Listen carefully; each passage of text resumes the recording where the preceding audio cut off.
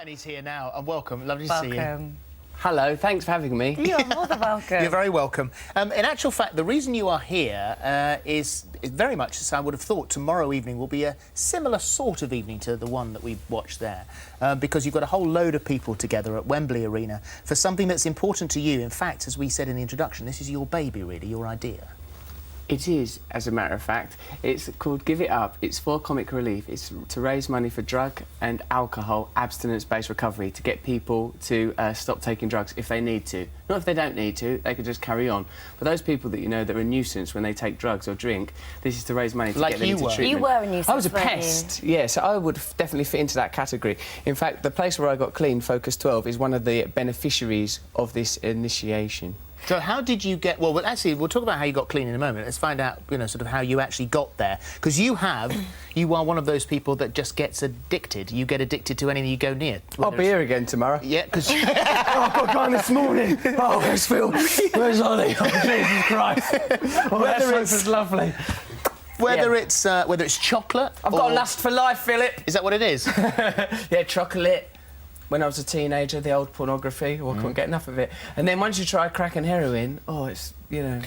But not only that, you said that in the past that actually before you were taking the drugs, that actually you were quite a lonely person, and that actually by then going to the drugs for this kind of escapism, it then led you down that path that you became even more lonely. My belief is, Holly, that people take drugs and drink excessively, those that have a problem with it, because there's this kind of a sadness or loneliness or emptiness in them. I don't think they're doing it for a laugh. Some people are doing it for a laugh. They're none of my business. Some people are doing it because there's a sort of... some sort of hollow pang within them, and I certainly would fit into that category. So it's like the problem existed prior to the drugs and alcohol. Reality was the problem, drugs and alcohol were the solution. So therefore, then, obviously, you got the help that you needed, which is exactly why you're raising awareness for this tonight. Yes. But can that hole be filled? I mean, is it... Yes, it can. That's exactly why we're doing this. Yeah, there completely is a solution. That's why I want to do it. These people can work a simple programme that keeps them clean one day at a time. This is what we want to raise money for. That's, yeah, I wouldn't be here if there was just a sort of pat them on the back. The thing is, as well, it's quite an unpopular cause,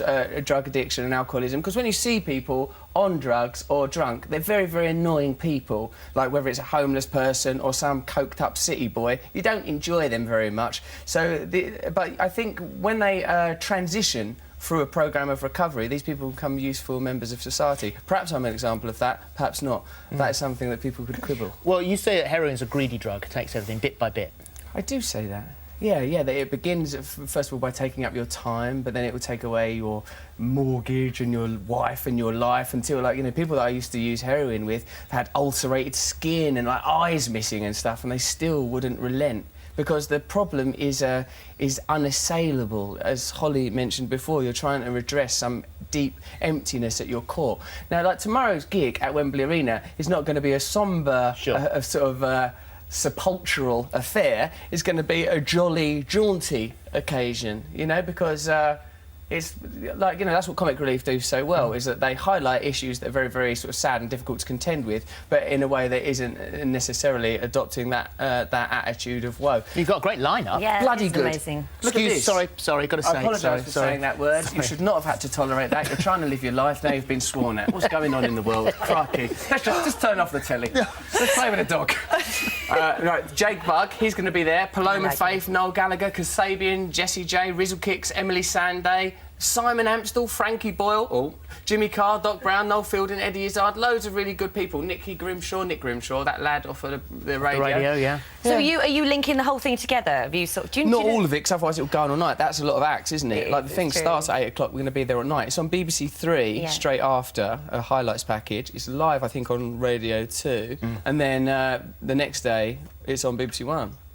Friday, I think, BBC One. Friday, BBC One, sort of as all part of the Comic Relief. You say that we're talking about that addictive personality and the fact that you will be here tomorrow because now you'll be addicted to us. Yes. But what about yoga? Is this the new thing for you?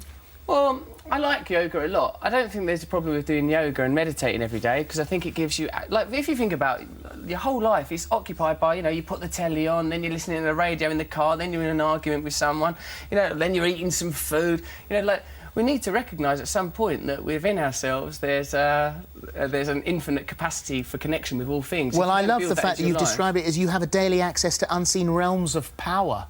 daily access to unseen realms of power. Not just me, everyone has that. Sounds like the sort of thing Darth Vader would say. But everyone has that within themselves. And I think it's one of the great sadnesses of more modern life because of our disenfranchisement and disillusionment with religion that we don't have access to these ideas. And yoga and meditation, for me, is a way in the secular world of accessing very, very beautiful principles that will perhaps make us happier at a time when people feel disillusioned with the economy, concerned about the ecology, worried with politicians, don't trust what they're being told on television. I take all of that on board, but more importantly, did Tom Cruise buy you a yoga mat? Yes, he did, Phil. Yes, he did. Tom Cruise bought, like... Well, I don't know if Tom Cruise actually went to a shop and goes, "Hi, I'm here for a yoga mat," because I think he's too busy thinking about Top Gun and all of his wacky schemes. But, like, it's about certainly someone who worked for Tom Cruise. So it goes, "Here's a yoga mat. When you use it, think of Tom Cruise." And I do. Have we lost you to Hollywood now? Are you kind of... Is that sort of... Do you feel like that's more your home? It's just being there for work, you know. Yeah. Like, it's just, like, it's the place where that work happens. No, I really, really love it here, particularly on a beautiful day like this. Today is the best day. It's so beautiful to be British. We're very, very lucky people. Also, it's very inclusive. Everybody's... Like, yeah, this is a mongrel island of the most wonderful people on earth. You're right, yeah, absolutely right. Which is why you seem to spend so much time away from it. Just because of the job. Is that what it is? My mum's still here. Is she? What's the next job? What else are you doing? What I've are got you a doing couple over of there? films coming out in the summer. One called Despicable Me 2. Oh, good. Oh, I love that. It's a That's cartoon. amazing. It's Yeah, a yeah, cartoon no, we film. love You that. do the voice of a little just some drawings.